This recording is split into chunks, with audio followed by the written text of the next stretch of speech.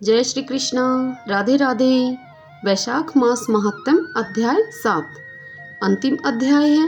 इसमें आज हम पढ़ेंगे वैशाख महात्म के प्रसंग में राजा महिरथ की कथा और यम ब्राह्मण संवाद का उपसंहार। कल पिछले अध्याय में हमने तुलसी दल और अश्वत्थ की महिमा तथा वैशाख महात्म के संबंध में 3 प्रेतों का उद्धार किस प्रकार हुआ यह कथा सुनी थी। आज आगे की कथा सुनते हैं। शुरू करती हूँ। यमराज कहते हैं, हे ब्राह्मण, पूर्व काल की बात है। महिरथ नाम से विख्यात एक राजा थे। उन्हें अपने पूर्व जन्म के पुण्यों के फलस्वरूप प्रचुर ऐश्वर्य और संपत्ति प्राप्त हुई थी। परंतु राजा राज्य लक्ष्मी का सारा भार मंत्री पर रखकर स्वयं विषय भोग में आसक्त हो रहे थे। वे न प्रजा की ओर दृष्टि डालते थे, न धन की ओर। धर्म और अर्थ का तो काम भी कभी भी नहीं देखते थे। उन्हें उनकी वाणी तथा उनका मन कामिनियों की कीड़ा में ही आसक्त रहता था। राजा के पुरोहित का नाम कश्यप था। जब राजा को विषयों में रमते हुए बहुत दिन व्यतीत हो गए, तब पुरोहित ने मन में विचार किया कि जो गुरु मोहवश राजा को अधर्म से नहीं रोकता, वह भी उसके पाप का भागी होता है। यदि समझाने पर भी राजा अपने पुरोहित के वचनों की अवहेलना करता है, तो पुरोहित निर्दोष हो जाता है। उस दशा में राजा ही सारे दोष का भागी होता है। यह सोचकर उन्होंने राजा से धर्म अनुकूल वचन कहा। कश्यप ऋषि बोले, हे राजन, मैं तुम्हारा गुरु हूँ, अतः धर्म और अर्थ से युक्त मेरे वचनों को तुम ध्यानपूर्वक होकर सुनो। राजा के लिए यही सबसे बड़ा धर्म है कि वह गुरु की आज्ञा में रहे। गुरु की आज्ञा का आंशिक पालन भी राजाओं की आयु, लक्ष्मी तथा सौख्य को बढ़ाने वाला है।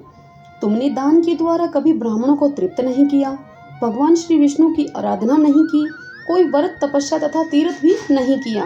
हे महाराज, कितने खेद की बात है कि तुमने काम के अधीन होकर कभी भगवान के नाम का सुमरण तक नहीं किया। अबलाओं की संगति में पड़कर आप विद्वानों की संगति नहीं की आपने।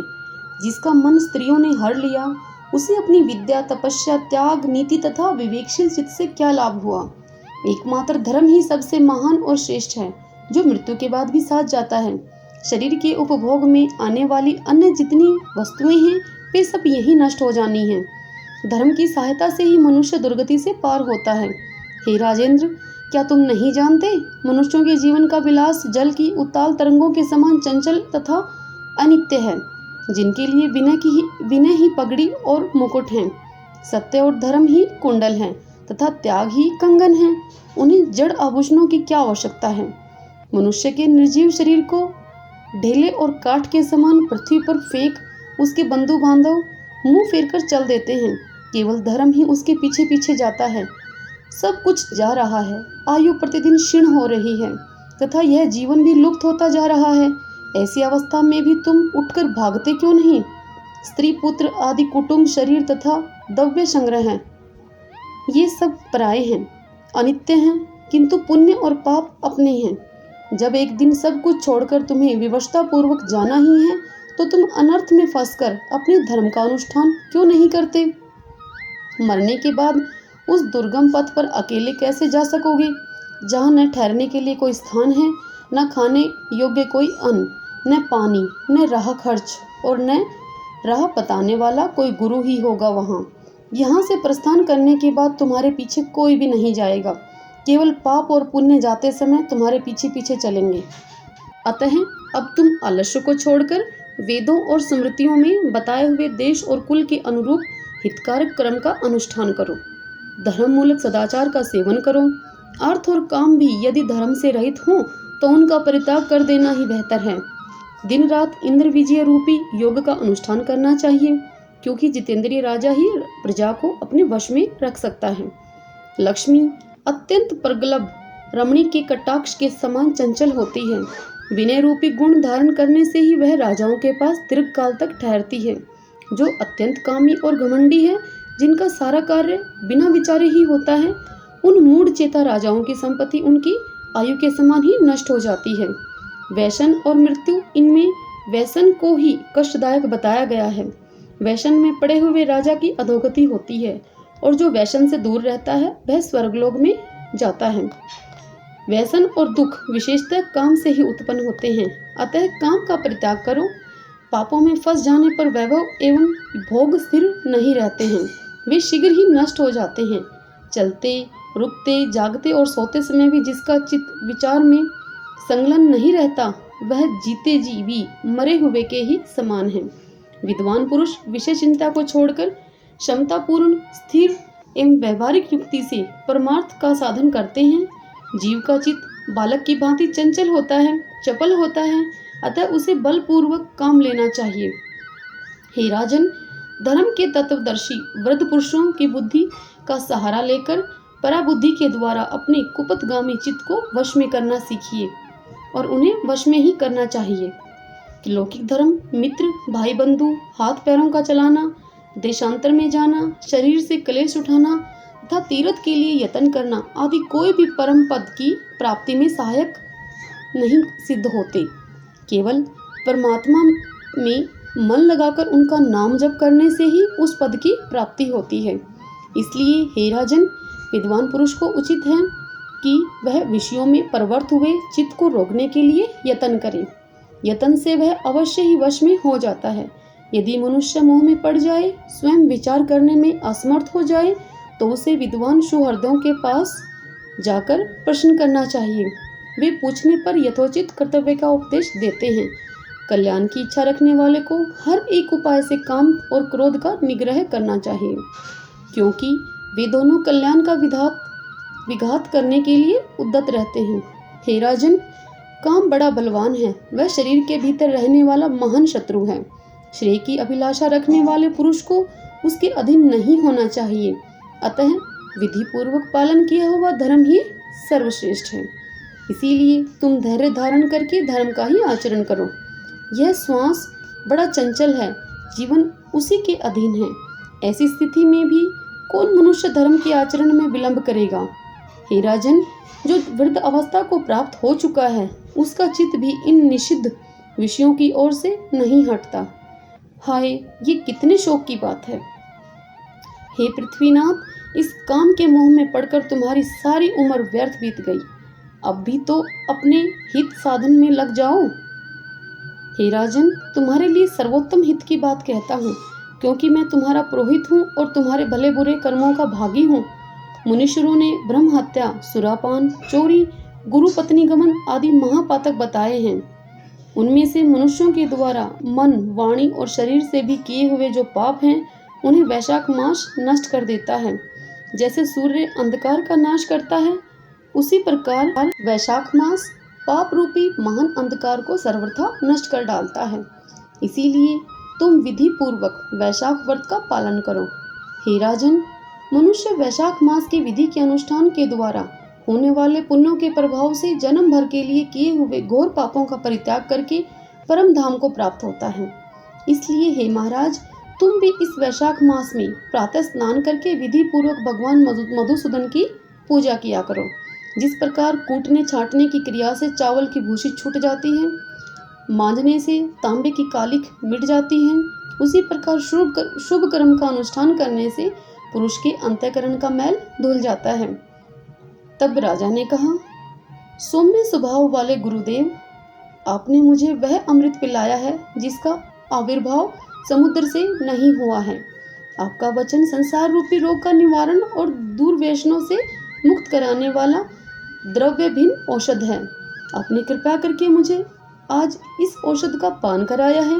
हे विप्रवर, सत्पुरुषों का समागम मनुष्यों को हर्ष प्रदान करने वाली, उनके पाप को दूर भगाने वाली तथा जरा मृत्यु का अपहरण करने वाली संजीवनी बूटी है। इस पृथ्वी पर जो जो मनोरथ दुर्लभ माने गए हैं, वे सब यहाँ साधु पुरुषों के संग से प्राप्त हो जाते हैं। जो पापों का अपहरण करने वाली सत्संग की गंगा में स्नान कर चुका है, उसे दान, तीर्थ सेवन, तपस्या तथा यज्ञ करने की क्या आवश्यकता है।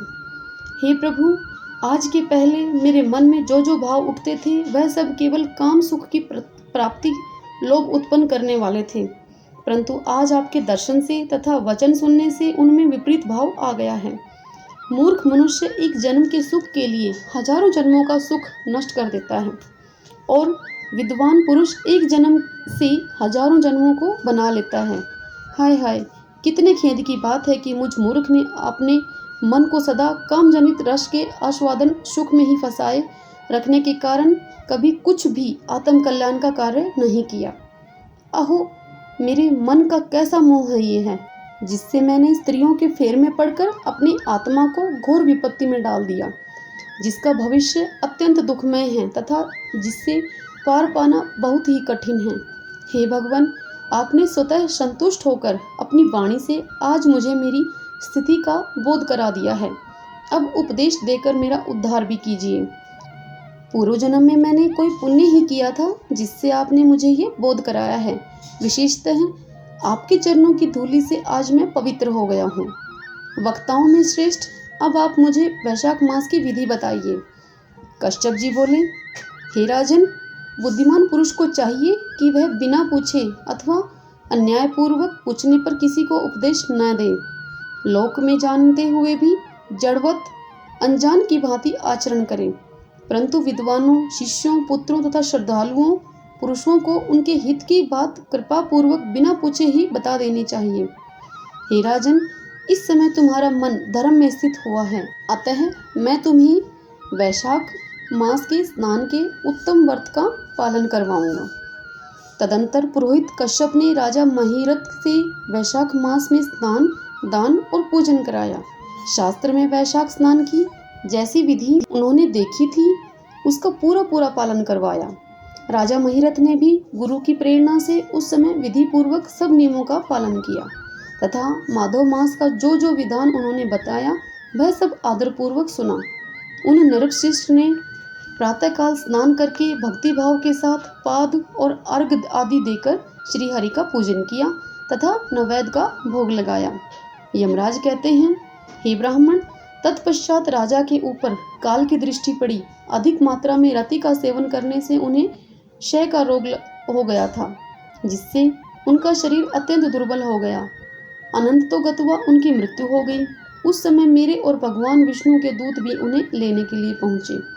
विष्णु दूतों ने ये राजा धर्मात्मा है यूँ कहकर मेरे सेवकों को डांटा और स्वयं राजा को विमान पे बिठाकर वे बैकुंठ लोक में ले गए। वैशाख मास में प्रातःकाल स्नान करने से राजा का पातक नष्ट हो चुका था। भगवान विष्णु के दूत अत्यंत चतुर होते हैं। वे भगवान की आज्ञा के अनुसार राजा महिरथ को नरक के निकट के मार्ग से ले चले। जाते जाते राजा ने नरक में पकाए जाने के कारण घोर चित्कार करने वाले नारकीय जीवों का आर्तनाद सुना। कड़ाह में डालकर ओटाए जाने वाले पापियों का क्रंदन बड़ा भयंकर था। सुनकर राजा को बड़ा विस्मय हुआ। वे अत्यंत दुखी होकर दूतों से बोले, जीवों की कराहने की यह भयंकर आवाज क्यों सुनाई दे रही है मुझे? इसमें क्या कारण है? आप लोग यह सब बातें बताने की कृपा करेंगे? विष्णुदूत बोले, जिन प्राणियों ने धर्म की मर्यादा का परित्याग किया है, जो पापीचारी एवं पुण्यहीन हैं, वे तामेशन आदि भयंकर नरकों में डाले गए हैं। पापी मनुष्य प्राण त्यागने के पश्चात यमलोक के मार्ग में आकर भयानक दुख भोगते हैं। यमराज के भयंकर दूत उन्हें इधर उधर घसीटते हैं और वे अंधकार में गिर पड़ते हैं। उन्हें आग में जलाया जाता है, उन्हें शरीर में कांटे चुभोए जाते हैं, उनको आरी से चीरा जाता है तथा वे भूख प्यास से पीड़ित रहते हैं। पीप और रक्त की दुर्गंध के कारण उन्हें बार बार मूर्छा आ जाती है। कहीं वे खोलते हुए तेल में उठाए जाते हैं तो कहीं पर उन पर मूसलों की मार पड़ती है और कहीं तपाए हुए लोहे की शिलाओं पर डालकर उन्हें पकाया जाता है। कहीं वमन, कहीं पीप और कहीं रक्त उन्हें खाने को मिलता है। मुर्दों की दुर्गंध से भरे हुए करोड़ों नरक हैं, जहाँ शरपत्र वन हैं, शिलापात के स्थान हैं, जहाँ पापी शिलाओं पर पटके जाते हैं तथा वहाँ की समतल भूमि भी आग से तपी होती है। इसके सिवा गर्म लोहे की, खोलते हुए तेल के, मैदा के, तपे हुए स्तंभ के तथा कूट शालमली नामक के भी नरक हैं। छुरे, कांटे, कील और उग्र ज्वाला के कारण शोक एवं भय उत्पन्न करने वाले बहुत से नरक हैं। कहीं तपी हुई वैतरणी नदी है तो कहीं पीप से भरे हुए अनेकों कुंड हैं। इन सब में पृथक पृथक पापियों को डाला जाता है। कुछ नरक ऐसे भी हैं जो जंगल के रूप में हैं। वहाँ के पत्ते तलवार की धार के समान तीखे हैं, इसी से उन्हें अशीपत्र वन कहते हैं। वहां प्रवेश करते ही नर नारियों के शरीर कटने और छिलने लगते हैं। कितने ही नरक घोर अंधकार तथा आग की लपटों के कारण अत्यंत दारुण प्रतीत होते हैं। इनमें बार बार यातना भोगने के कारण पापी जीव नाना प्रकार के सुरों में रोते हुए और विलाप करते हैं। हे राजन, इस प्रकार ये शास्त्र विरुद्ध कर्म करने वाले पापी जीव करहाते हुए नरक का यातना का कष्ट भोग रहे हैं। उन्हीं का यह कंदरन हो रहा है। सभी प्राणियों को अपने पूर्वकृत कर्मों का फल भोगना ही पड़ता है। पराई स्त्रियों का संग प्रसन्नता के लिए किया जाता है, किंतु वास्तव में वह दुख ही देने वाला होता है। 2 घड़ी तक किया हुआ विषय सुख का आस्वादन अनेकों कल्पों तक दुख देने वाला होता है। हे राजेंद्र, तुमने वैशाख मास में प्रातः स्नान किया है, उसी की विधि का पालन करने से तुम्हारा शरीर पावन बन गया है। उससे छूकर बहने वाली वायु का स्पर्श पाकर ये क्षण भर के लिए सुखी हो गए हैं। तुम्हारे तेज से इन्हें बड़ी ही तृप्ति मिल रही है। इसी से अब ये नरकवर्ती जीव करहाना छोड़कर चुप हो गए हैं।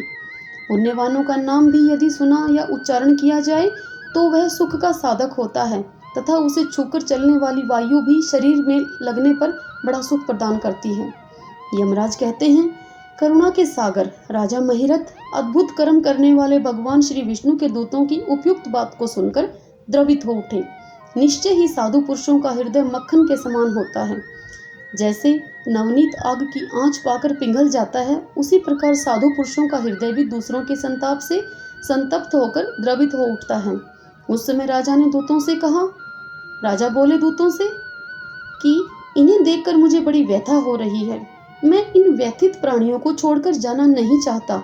मेरी समझ में सबसे बड़ा पापी वही है जो समर्थ होते हुए भी वेदनाग्रस्त जीवों का शोक दूर न कर सके। यदि मेरे शरीर को छूकर बहने वाली वायु के स्पर्श से ये जीव सुखी हुए हैं तो आप लोग मुझे उसी स्थान पर ले चलिए, क्योंकि जो चंदन वृक्ष की भांति दूसरों के ताप दूर करके उन्हें आह्लादित करते हैं तथा जो परोपकार के लिए स्वयं कष्ट उठाते हैं, वे ही पुण्य आत्मा हैं। संसार में वे ही संत हैं जो दूसरों के दुखों का नाश करते हैं तथा पीड़ित जीवों की पीड़ा दूर करने के लिए जिन्होंने अपने प्राणों को तिनके के समान निछावर कर दिया है। जो मनुष्य सदा दूसरों की भलाई के लिए उद्यत रहते हैं, उन्होंने ही इस पृथ्वी को धारण कर रखा है, जहाँ सदा अपने मन को ही सुख मिलता है। वह स्वर्ग भी नरक के ही समान है।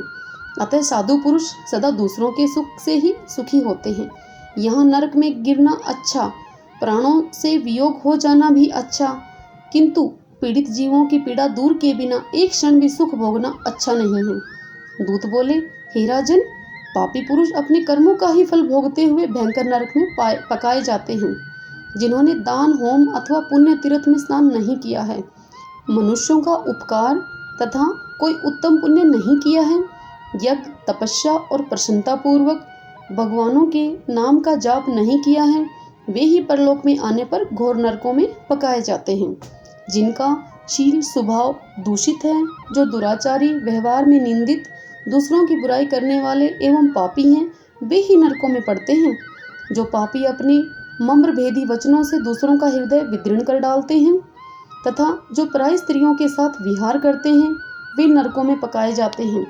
महाभाग, हे भूपाल, आओ अब भगवान के धाम को चलते हैं।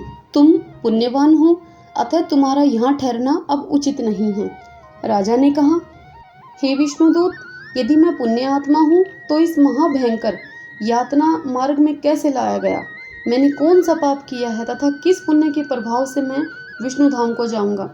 आप लोग मेरे इस संशय का निवारण भी करें।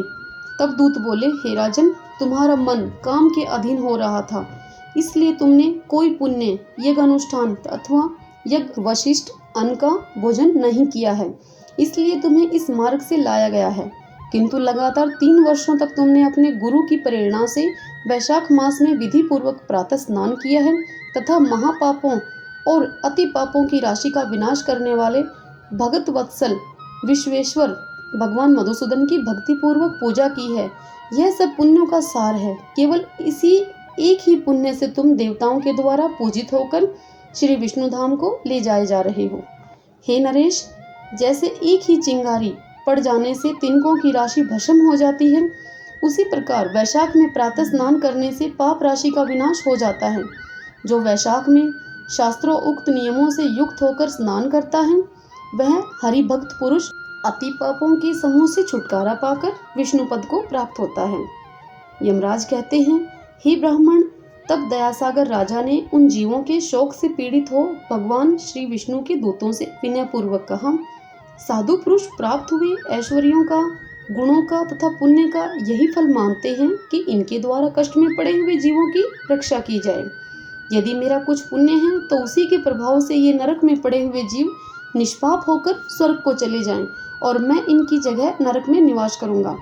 राजा के ऐसे वचन सुनकर श्री विष्णु के मनोहर दूत उनके सत्य और उदारता पर विचार करते हुए इस प्रकार बोले कि हे राजन, इस दया रूप धर्म के अनुष्ठान से तुम्हारे संचित धर्म की विशेष वृद्धि हुई है। तुमने वैशाख मास में जो स्नान, दान, जप, होम, तप तथा देव पूजन आदि जो कर्म किए हैं वे अक्षय फल देने वाले हो गए हैं।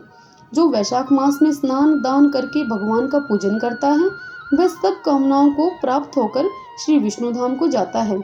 एक और तप, दान और यज्ञ आदि की शुभ क्रियाएं हैं और दूसरी ओर विधि पूर्वक आचरण में लाया हुआ वैशाख मास का व्रत हो तो यह वैशाख मास ही महान है।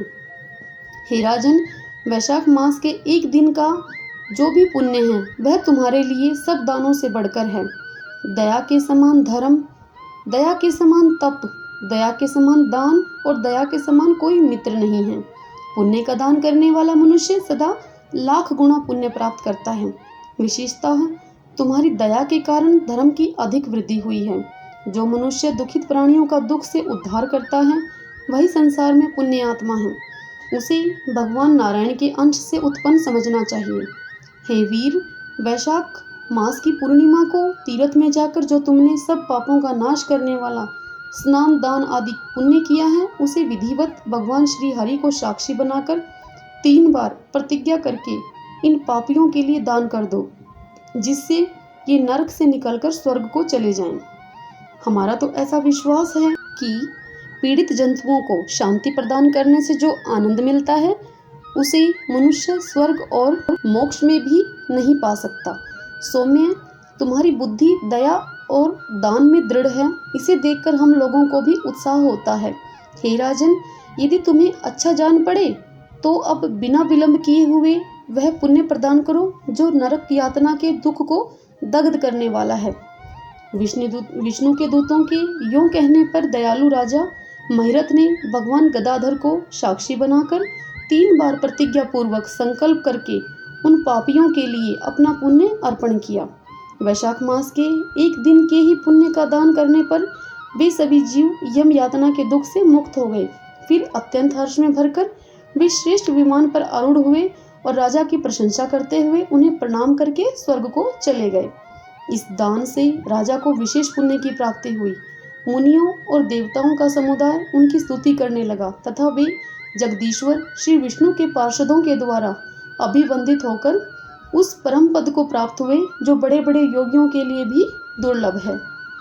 हे द्विज श्रेष्ठ, यह वैशाख मास और पूर्णिमा का कुछ महात्म्य यहाँ थोड़े में बतलाया गया है। यह धन, यश, आयु तथा परम कल्याण प्रदान करने वाला है। इतना ही नहीं, इससे स्वर्ग तथा लक्ष्मी की भी प्राप्ति होती है। यह प्रशंसनीय महात्म्य अंतःकरण को शुद्ध करने वाला और पापों को धो डालने वाला है। माधव मास का यह महात्म्य भगवान माधव को अत्यंत ही प्रिय है।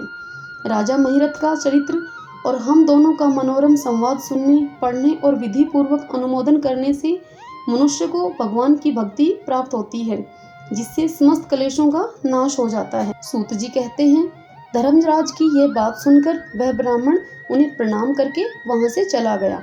उसने भूतल पर प्रतिवर्ष स्वयं तो वैशाख स्नान की विधि का पालन किया ही, साथ में दूसरों से भी करवाया। यह ब्राह्मण और यमराज का संवाद मैंने आप लोगों से वैशाख मास के पुण्य में स्नान के प्रसंग में सुनाया है। जो इच्छित होकर वैशाख मास की महात्म्य का श्रवण करता है वह सब पापों से मुक्त होकर श्री विष्णु के परम पद को प्राप्त होता है। पद्म पुराण के अंतर्गत वैशाख महात्म्य संपूर्ण हुआ। भगतजनों, अगर आपको वैशाख मास महात्म्य के ये सभी वीडियो मेरे चैनल के अच्छे लगे हों तो इनको लाइक और शेयर कीजिए और चैनल को सब्सक्राइब कीजिएगा। जय श्री कृष्णा, राधे राधे।